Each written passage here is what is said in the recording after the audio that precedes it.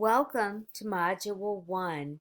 This is the overview for the module, so you know how to proceed and work through the readings and assignments for this particular module.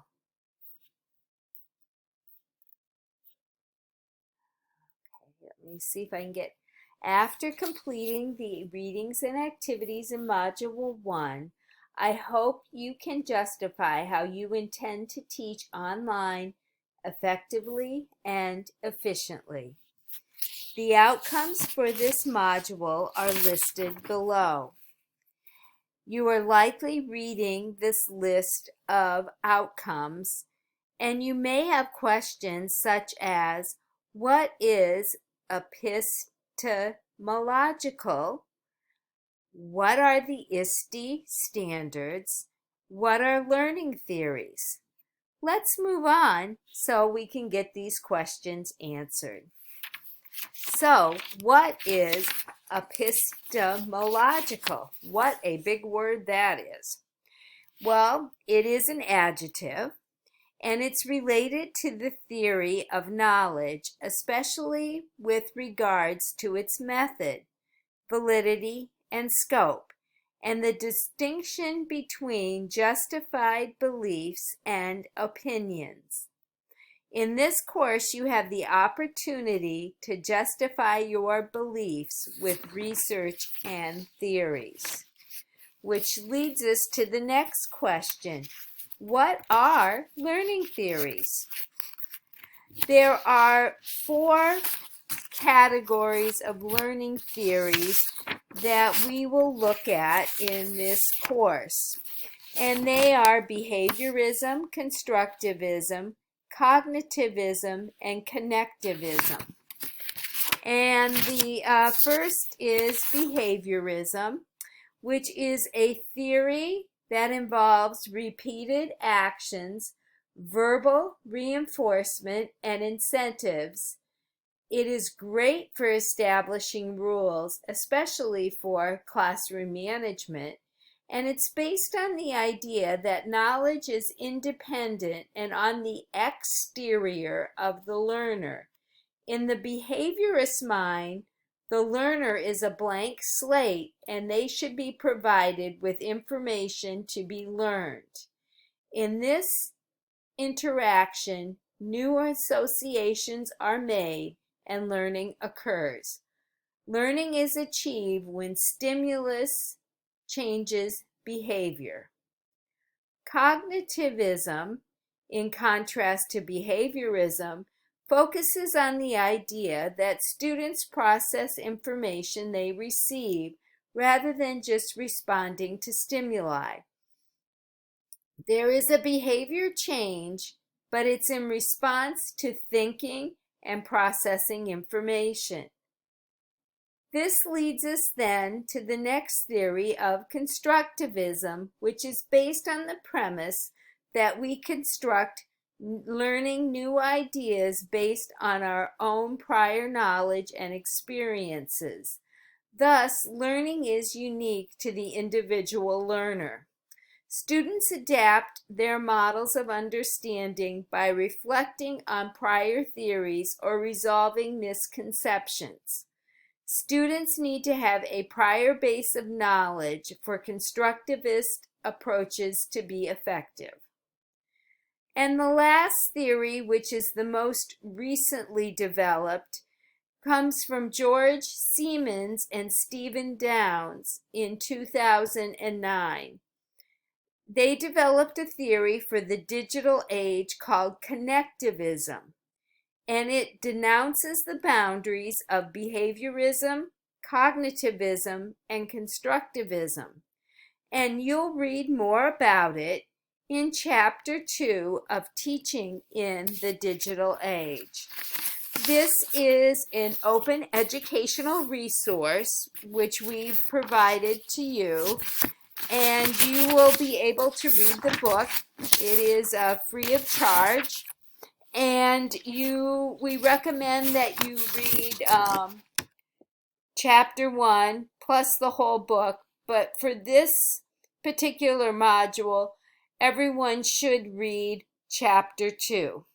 where you will explore what constitutes knowledge, how knowledge is acquired, how it is validated, and more about epistemology and why that is an important driver of how we teach. Make sure that you listen to the podcast at the beginning of the chapter.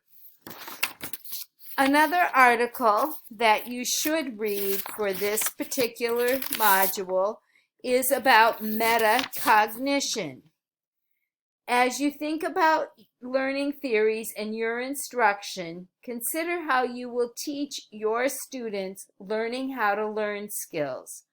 Knowledge is constantly shifting, and education should intentionally teach learning how to learn skills.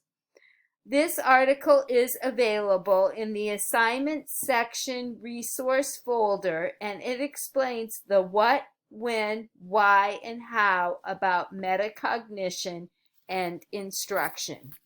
And it's on page 152 of the PDF file that you'll access.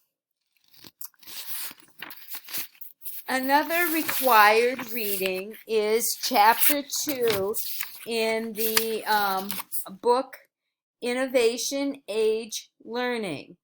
You have access to this 2015 book, which was published by the International Society for Technology in Education, or ISTE. And in this chapter, you'll discover the answer to how will you expose, engage, and empower learners. So, what is the relationship of our philosophy about instruction to teaching online? Well, first of all, the ISTE standards are a good guide for making teaching decisions that involve the thoughtful, purposeful, and strategic use of technology. ISTE is the International Society for Technology in Education, and it's home to global educators who believe in the power of technology to transform teaching and learning. They use technology to innovate teaching and learning, accelerate good practice, and solve tough problems in education. ISTE provides a framework for rethinking education and empowering teachers. You will also investigate 3 technology integration frameworks during this module. The 3 frameworks are the EEE framework, the SAMR framework, as well as the TPAC.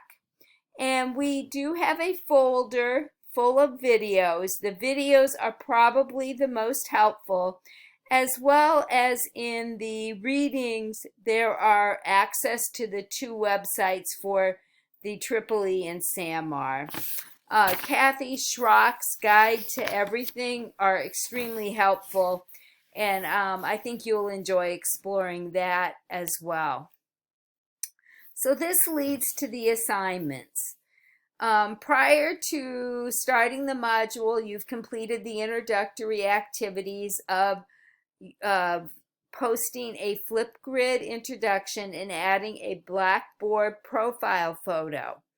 There are 2 discussions. You can read what you need to do for each of those discussions here, as well as on Blackboard. And then there is a project, which is a teaching philosophy and personal strategy infographic. So I'm going to end the slideshow and go to the Blackboard website just to give you a quick overview. So here is the Module 1 overview. You'll see the readings are all listed here.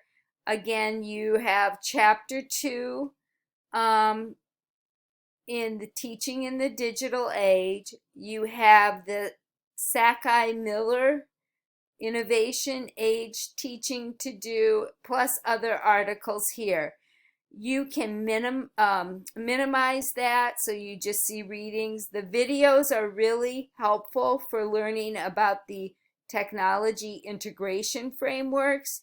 And then there are resources for the assignment, and those are listed here, plus all of the assignments. So you will go to your discussion 1 here, and you would click this to launch discussion 1 and create your thread. And this is, you would probably put your name, discussion 1, and then your 3 paragraphs to explain your connections, extensions, and curiosities about the reading.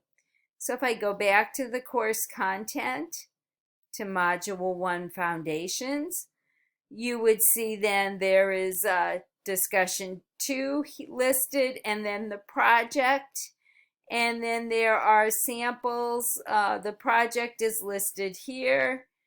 There is a rubric for you to view, which I highly suggest, plus the directions of what you need to do for the infographic.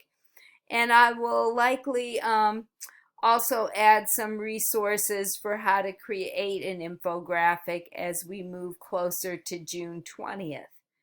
So if you have any questions at all, please ask, and I look forward to learning with you during the summer.